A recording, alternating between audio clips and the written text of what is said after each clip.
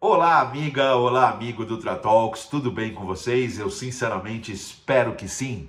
Sextou e com as sextas-feiras chega o momento aqui do Fim de Talk, o nosso novo formato da Ultratalks, que tem por intenção trazer as notícias mais comentadas da semana e que nós trouxemos através dos nossos outros produtos, em especial o Morning Talks do meu amigo Lincoln Rocha, e principalmente aquelas notícias em que eu consiga dar os meus 20 centavos de contribuição a vocês, não é mesmo?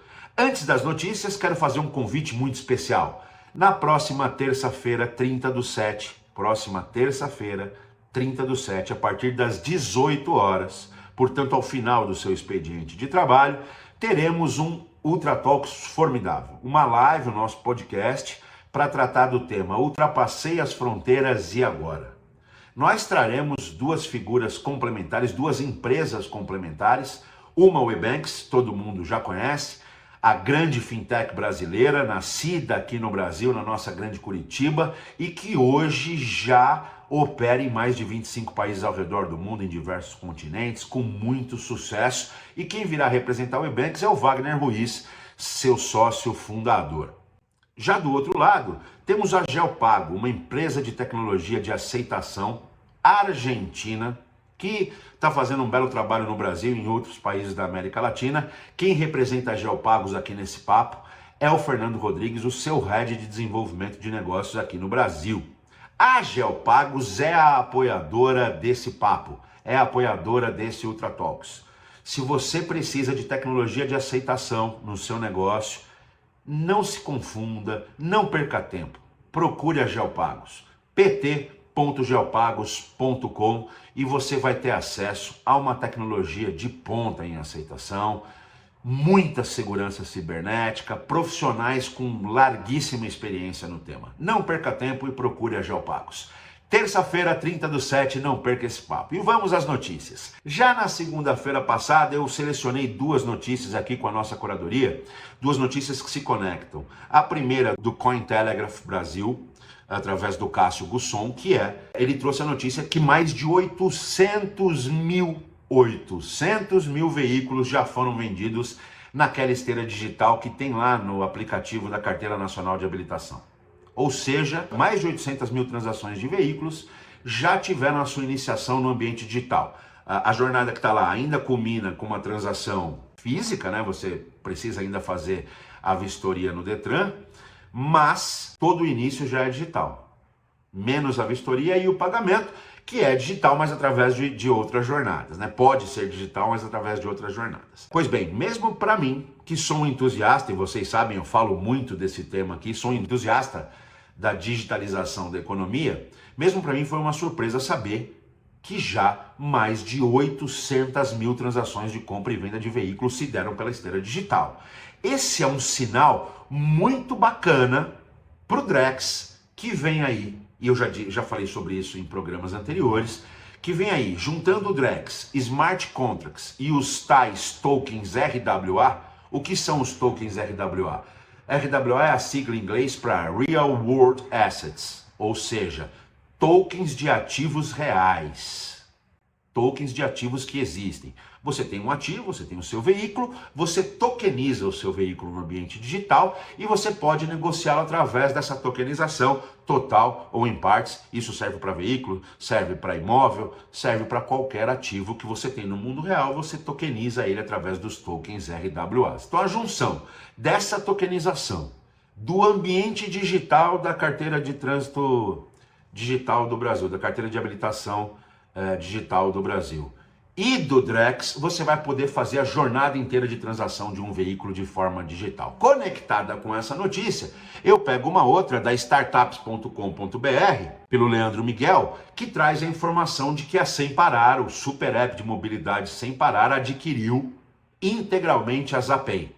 Zapay, que era uma fintech de débitos automotivos, muito bacana, que fazia um trabalho bem legal, foi adquirida agora em sua totalidade pelo Sem Parar. E por que essas duas notícias se conectam? Por obviedade, a Sem Parar, o super app de mobilidade, já está olhando para a tokenização de ativos reais, já está olhando para a tokenização de débitos veiculares, adquiriu essa fintech que faz um trabalho bem interessante no tema. porque em breve ela vai ofertar no seu super app toda essa transação, né? Ela que já tem payments, ela que já tem pagamento de pedágio, ela que já tem seguro, ela que agora ela traz a tokenização tanto de ativos digitais como de pagamentos de débitos veiculares. Por que que a poderosa Sem Parar já olha para esse tema? Porque está vendo o potencial comprovado pela notícia anterior de que sem marketing, sem publicidade do tema, mais de 800 mil veículos já foram negociados na esteira digital. Imagina quando essa esteira for completa, combinando até com o pagamento ultra seguro da transação. Vai ser muito legal. E, obviamente, as empresas mais importantes, as empresas mais sérias, as empresas que estão olhando para o futuro, já começam a se preparar para o tema. Essa é a dica. Fique atento você também. Se você está nesse meio de caminho, se você está pensando no que construir, pense nessa jornada, porque tem muita usabilidade para ser construída ainda. Na terça-feira, a notícia da Exame Insight, por Raquel Brandão. A notícia traz uma indagação. M&A à vista? Os analistas do Itaú BBA trouxeram uma visão muito interessante de que a Stone, a adquirente Stone, e a PagBank, a adquirente lá do grupo da Folha, do UOL, deveriam se fundir. Interessante, né? Os analistas do Itaú BBA, que tem uma adquirente própria, que é a Rede, mencionando, fazendo o que lhes é cabido fazer, tendo independência de opiniões e de análises, dizendo que um dos caminhos para essas, ainda vamos chamar de entrantes, né, porque ainda são as mais novas players do segmento, o caminho para elas de repente fosse fundirem-se em uma mega operação apenas. O TPV de Stone e de PagBank vem crescendo, mas eles seguem na casa aí de 300 bilhões cada uma. 350 bilhões a Stone, 280 bilhões a PagBank. Isso parece muito dinheiro, não é mesmo? Mas se a gente considerar que as duas líderes, as duas incumbentes desse mercado, que são Cielo e Rede, ambas estão na casa do R$ trilhão de TPV, de volume total operado, a gente quando olha para 300 bi, a gente vê o quão ainda pequeno são os TPVs dessas duas operações. Pô, Pires, 300 bilhões não é pequeno. Vamos à relativização das coisas. Se a gente voltar um pouco no tempo, até 2012, a gente tinha um duopólio nesse mercado. A gente tinha a Redcard transacionando os cartões de bandeira Mastercard e a gente tinha a VisaNet transacionando os cartões de bandeira Visa. O regulador olhou para isso, achou esquisito, inseriu a regulação da interoperabilidade, ambas tiveram que passar a transacionar as duas bandeiras e as demais bandeiras, né? O Banco Central tem uma agenda de interoperabilidade muito grande, de descentralização muito grande. Foi-se criada aí a Rede e foi-se criada a Cielo.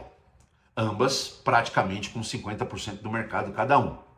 E foi aberto o duopólio. Foi criadas as bases regulatórias para que se criassem novas adquirentes no Brasil. Nessa esteira vieram aí as duas que nessa geração mais cresceram, Stone e PagSeguro, que agora é PagBank, e mais cerca de 35 outras. Então temos hoje próximo de 40 adquirentes, 40 credenciadoras no Brasil e mais de 200 subs nasceram na esteira dessa nova regulação. O que isso trouxe? Primeiro, trouxe a descentralização desse mercado, né? Trouxe a competição para esse mercado. E o que a competição traz? A competição traz melhoria no preço, melhoria nos custos, principalmente os custos cobrados dos comerciantes que precisam receber com cartão de crédito. E aí iniciou-se a tão famosa guerra das maquininhas, que também migrou para o ambiente online, né? Então a guerra das adquirentes, que derrubou os custos dessa transação em mais de 40% na última década. Sim, a competição, por obviedade, traz queda de preço. Eu, particularmente, até acho que a guerra de preços foi levada a um nível inaceitável. Ela foi levada a um nível da ineficiência. Mas esse é papo para um outro dia, papo para um programa para se falar só disso. Mas o fato é que houve uma queda de 40% no take rate, né? No valor total que as adquirentes capturavam da transação. Obviamente que as transações, o custo das transações, as despesas que as adquirentes têm para transacionar os seus serviços, óbvio que eles não caíram na mesma proporção. Aliás, o CAC cresceu, aumenta a competição, o custo de aquisição de novo cliente cresce. Obviamente, fica mais difícil para você trazer clientes, você tem que gastar mais dinheiro. Então, o CAC, na mão inversa da queda de receita, o CAC cresceu, o custo de aquisição de clientes cresceu. No cômputo geral, houve alguma queda de custos e despesas pelo advento da tecnologia, né, pelo melhor uso da tecnologia, mas no âmbito geral, o custo e a despesa dessas empresas não caiu na mesma proporção, na mesma força com que a receita delas caiu. E isso começa a provocar agora a segunda onda na consolidação desse mercado. Então, a abertura que houve, o incremento de uma série de players chegando, agora vem para a segunda onda, que é, será que tem oportunidades de reconsolidação? E os analistas do Itaú BBA veem com muito bons olhos uma consolidação entre Stone e PagBank. Eu confesso para vocês que também veria. As duas cresceriam para bem acima do meio trilhão e se aproximariam em volume, porque esse negócio virou um negócio de volume, virou um negócio de discount, virou um negócio de ganhar muito pouco dinheiro, pouca margem em volumes muito grandes. Só assim você sustenta com lucratividade uma operação como essa. Então, objetivar esse crescimento absoluto de volumes através de uma fusão seria uma questão muito interessante. Saber se isso nasce da cabeça do analista do Itaú BBA ou saber se isso já é alguma informação de mercado, não dá para saber, mas eu torço para que isso aconteça, porque seria um terceiro player gigante muito interessante nessa roda, provendo uma bagunça boa que traria ainda mais benefícios para os usuários. Agora é esperar para ver, ficar atento aí para ver as informações dos próximos capítulos. Na quarta-feira, a notícia da CNN Brasil, pelo Chris Isidore. Prejuízo com apagão global deve chegar a $1 bilhão. Todos nós já cansamos de ver as informações a respeito do apagão. Na última sexta-feira, quando ele ocorreu, nós estávamos aqui falando dele, não é mesmo? E as primeiras análises são de que os prejuízos chegam à casa de $1 bilhão, ou quase 6 bilhões de reais. O meu ponto aqui é que esse é o preço publicado. Imaginem vocês as pessoas que não conseguiram chegar para dar o último adeus a um ente querido, porque perderam seus voos. Imaginem vocês os órgãos de transplante que não chegaram no momento certo e foram desperdiçados. Imaginem vocês a notícia de trânsito que não foi dada, provocando o atraso da ambulância e a morte de um paciente que precisava chegar mais rápido ao hospital. Enfim, podemos citar aqui uma série de exemplos dos custos intangíveis. Obviamente que essas análises de custos diretos, na casa do $1 bilhão, eles são custos gigantescos, astronômicos. Mas eu não tenho medo de afirmar que os custos intangíveis talvez sejam incalculáveis. E aí, para esses custos intangíveis, não importa muito se alguém ou quem paga ou não, porque eles são impagáveis. O meu ponto aqui, ele se volta porque eu tratei a semana passada na ocasião do apagão. O meu ponto aqui é que nós entendamos a tecnologia como meio, que nós sim, não estou falando aqui para não nos utilizarmos da tecnologia, nós temos que utilizar tudo que a tecnologia nos oferece. A tecnologia está permitindo que a vida útil de um homem saia dos 30 e poucos anos, lá na idade, pouquinho antes da idade média, para 80, 90, né? Tem ganhos absolutos em saúde, tem ganhos absolutos em educação, tem ganhos absolutos em todos os temas da atividade humana com a tecnologia, mas a gente não pode encará-la como fim e como único fim, né? Será que faz sentido termos um software de segurança cibernética que tem mais de 50%, 60% de market share? Será que a governança de tecnologia não precisa olhar para isso, não precisa impor limites? Será que não precisaríamos, sei lá, ter um limite de 25% de market share em softwares que lidam com a instantaneidade? e com a garantia da continuidade. Não sei, eu não sou especialista no tema, mas invoco os especialistas no tema a pensarem sobre esse tema.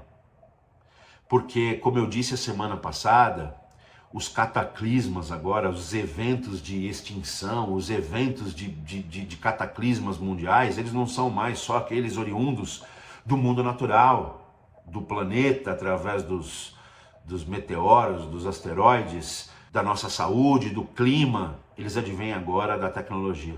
Somos prisioneiros da tecnologia e precisamos entender e criar inteligência e governança para minimizar os impactos desses problemas.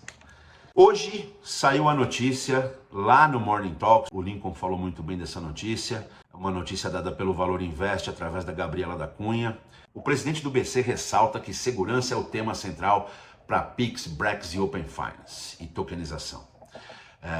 A palestra do presidente Roberto Campos no Blockchain Rio de Janeiro e o próprio crescimento desse evento, que foi muito bacana. Alguns dos sócios da Ultratalk estiveram lá, em especial o Lincoln, com a camiseta de presidente da Pagos, e realmente o evento cresceu muito, demonstrando, denotando como essas tecnologias serão importantes nos próximos tempos, como já viemos falando aqui em diversas oportunidades.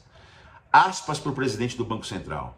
Pix, Open Finance e Drex são criados dentro do Banco Central a partir do entendimento de que a intermediação financeira do futuro se norteia por grandes blocos tecnológicos que conversam entre si e com os sistemas transfronteiriços. Fecha aspas. Notem aqui, pessoal, a importância do que a gente está falando. Com esse novo desenho agnóstico vindo das autarquias e das soluções, parafraseando meu sócio Lincoln Rocha, com essas novas matrizes de processamento, o mercado como um todo atacará de uma vez só, ao menos, 3 vieses limitantes. O primeiro deles, a hiperintermediação, consequentemente os custos altos. Para se fazer uma transação, às vezes a gente precisa de 2, 3 intermediadores para conseguir executar uma transação, o que torna a transação, a jornada péssima e a transação muito cara. A segunda é a digitalização da economia, né? A digitalização da economia com desconto de custos, obviamente. E a terceira, a geografia, as limitações da geografia. Olha isso, gente, é um baita pilar de democratização, né? A primeira grande mudança da humanidade se deu quando deixamos de ser nômades para sermos produtores de alimento, numa determinada localização, numa determinada geografia, né? Mudou-se o jeito de encarar o mundo, mudou tudo. A segunda coisa que trouxe grande mudança nos conceitos da humanidade foi as revoluções industriais, a primeira e a segunda, onde a criação de processos escaláveis trouxe uma riqueza inimaginável para a época, para todos, né? E foi uma segunda grande transformação. Mudanças na nossa saúde aconteceram a partir daí, né? Melhorias na nossa saúde, melhorias na medicina. E a terceira grande mudança foi a mudança da tecnologia, o advento da tecnologia trazendo ainda maiores melhorias. Eu acho que a próxima mudança, ela vai se dar através da mudança de tecnologia, né? Através do advento da tecnologia, ela vai se dar com a digitalização das economias. Eu acho que é uma nova fronteira que vai mudar tudo. E a gente precisa estar muito atento para isso. A gente vem falando isso aqui. Se você está por fora do que é Pix, do que é Drex, do que é tokenização da economia, do que é inteligência artificial, do que é instantaneidade de pagamentos, do que é segurança cibernética, você terá problemas no futuro. Não problemas só na carreira, não, porque você pode escolher, eu vou ser médico. Não, você vai ter problema na vida, né? Daqui a um tempo, não teremos mais transações analógicas no mundo de pagamentos. Não teremos mais. Elas serão todas elas digitais. À medida que os bancos centrais vencem o seu preconceito e começam eles a criar, como o Banco Central Brasileiro criando o Drex, a sua moeda digital, é uma clara sinalização. Na verdade, é um aviso gritante de que o mundo se encaminhará para as transações financeiras e econômicas para o digital. Por quê? Mais seguro, menos intermediado, mais barato. Os 3 pilares que fazem a roda girar. Então fiquemos atentos a isso. Na terça-feira a gente vai falar do tema de internacionalização, que versa também por digitalização, né? Só é possível uma empresa como o Ebanks, por exemplo, atuar em 25, 27 países, com regulações diferentes, com fluxos financeiros diferentes, níveis de regulamentação diferentes, porque boa parte da jornada é digital. Então a gente vai falar sobre isso também. Tudo isso se interrelaciona. Bom, desejo que o nosso conteúdo tenha sido importante para vocês. Desejo a vocês um final de semana fantástico, incrível. Um beijo e até a semana que vem.